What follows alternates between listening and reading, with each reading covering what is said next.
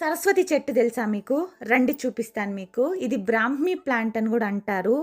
Education రాకపోయినా, మతిమరుపు ఎక్కువైనా, చదివిండేది గుర్తు రావట్లేదన్నా, టంగ్ కొంచెం లావుగా ఉండి తొదులుతా ఉన్నా, ఏజ్ అయినాక ఎవరికైనా కొంచెం మతిమరుపొస్తుంది. అలాంటి వాళ్ళకి ఒక 10 ఆకులు తీసుకొని, కొంచెం పిండుకొని, దాన్ని నలిపితే కొంచెం రసం వస్తుంది. ఆకు ఇలా ఉంటుంది.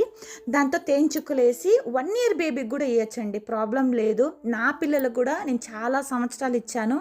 అది గాకుండా మీకు ప్లాంట్ ఇంటి ముందు ఉండడం వాస్తు, ఇంకా లక్ష్మీ కటాక్షం ఎలా కావాలనో అలాగే సరస్వతి కటాక్షం గూడా. ప్లాంట్ అయితే ఈ చెట్టు అయితే ఇలా ఉంటుంది. మీకు చూపిస్తాను ఫుల్ చెట్టు.